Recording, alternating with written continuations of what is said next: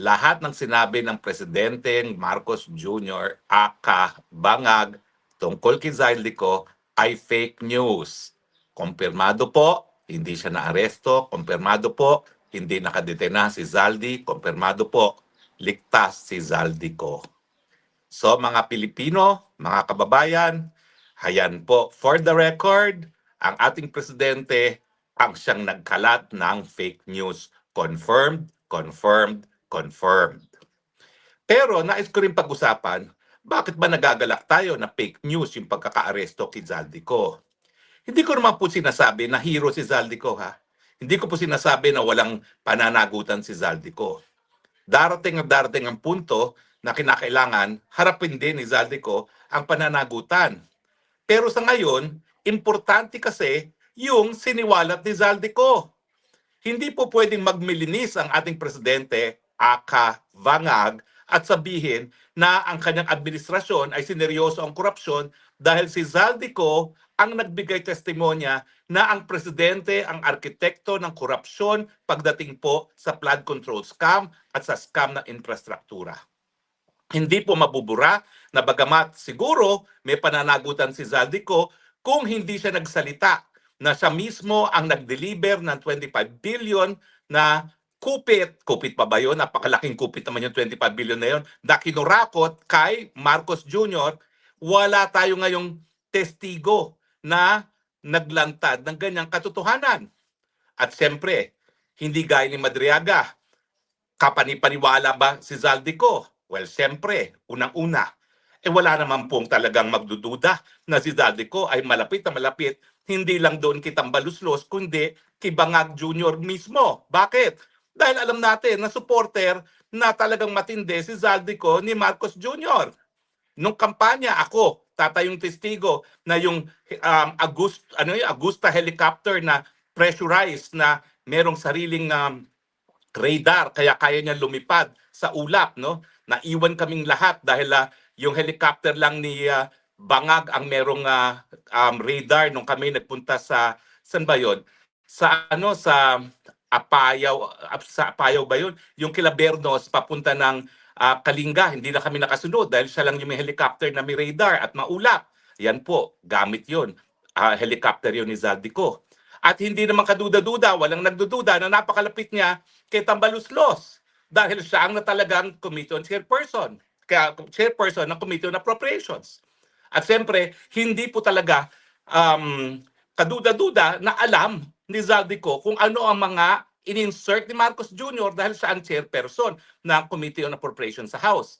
Bakit mas importante pa yung papel niya sa pagbuo ng budget kaysa sa senador pagdating sa pantaunang budget? Kasi nga po, lahat ng appropriations dapat magsimula sa Kamara. So waro-waro lang yung mga senador at mga senador, happy na sila kung collectively meron silang 150 billion na insertion na pagkakakitaan dahil 24 lang sila. Diba? So, wala pong kaduda-duda, may kredibilidad si Zaldico, hindi gaya ni Madriaga na dinideny ngayon ni VP Sara na hindi man lang nakakilala yung Madriaga yan at tanging ebidensya niya na magkakilala daw sila ay larawan na alam naman natin, mag-politiko ka, no? Talaga namang ikay nagpapapicture-picture, no? Otherwise, walang boboto sa'yo, di ba? So yan po ang kahalagahan ni Zaldico. Ulitin ko, hindi siya siguro hero, hindi siya siguro santo, pero kinakailangan natin ang testimonya niya para mapakulong na once and for all ang Marcos Jr. at pati na ang kanyang may bahay at pati na mga kamag-anak ng kanyang may bahay. Bakit? Kasi si Zaldico rin na nagsabi na pati pagkain pinagkakitaan. Di ba? Yung smuggling ng agriculture, bigas, asukal, isda, lahat na pinagkakitaan. Yan ang sabi ni Zaldico. Now, yung bang sinabi ni Zaldico may koroborasyon, siyempre po, sino makakakorroborate? Ngayon po, hindi nagsasalita yung Amina, yung dating DBM. Pero yung 100 billion, hindi mailalagay yan na hindi alam ni Amina. Alam po niya yan. Amina, taga-UP ka pa naman. Ano ba yan? Nasaan na yung dugo mong scholar ng bayan? Isiwalat ng katotohanan. O, hindi lang po si Amina makakakorroborate niyan. Yung maglolo na Bersamin, CJ, ulitin ko, ano ka ba? Chief Justice ka. pag ikaw tinago ang katotohanan, anong ehemplo, anong mensaheng pinararating mo sa mga kabataang mga abogado? Okay lang mandarambong, okay lang itago ang katotohanan. Samantalang alam naman natin na bilang Chief Justice, talaga ikaw yung naging personification ng katarungan. Kaya magsalita ka na. Ano ba naman yan? Hayaan mong ikaw maalala ng buong Pilipinas na siyang naging tupad sa iyong sinumpaang katungkulan bilang Chief Justice. Isiwalat ang katotohanan at hayaang magkaroon ng katarungan ng sambayan ng Pilipino. Ay bukod pa dyan, siyempre, si Tambaluslos can also corroborate. Wag silang makampante ni Tambaluslos, hindi kakanta. Siyempre, kapag nagkaipitan na, save yourself, Tambaluslos. Pero, gaya ng aking advice kay Zaldico, walang kasiguraduhan na wala kayong kahit anong pananagutan.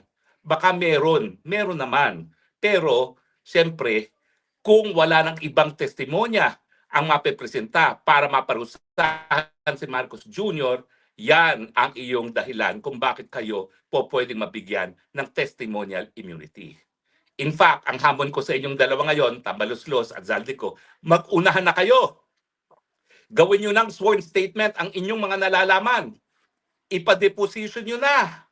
Ipa-perpetrate nyo na ang testimony ninyo. Pwede namang kunin ang testimonya ninyo sa isang notary abroad at pwede nang ipa-apostil yan. Hindi na kinakailangan pumunta pa sa opisina ng konsulado. Dahil sa mga nalalaman ninyo, talagang may banta sa mga buhay ninyo. At ang tamang gawin nyo, yung tinatawag na perpetration of testimony para miski kayo'y natigok, nandyan ang testimonya ninyo, hindi mabubura. But in any case, masaya po ako ngayon dahil hindi po makukuha ng Administrasyong Marcos si Zaldico ang pinakamatinding testigo na magpapatunay Marcos Jr., arkitekto ng korupsyon sa Pilipinas.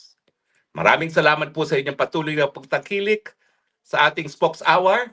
Maraming salamat po sa inyong pagtitiwala. At ako naman po, hindi ko bibiguin ang inyong pagkakatiwala. Bakit? Because I love the Philippines. It's the only country that I have. It's the only country that I will love. God bless the Philippines. The Lord keep Zaldico and all of us safe.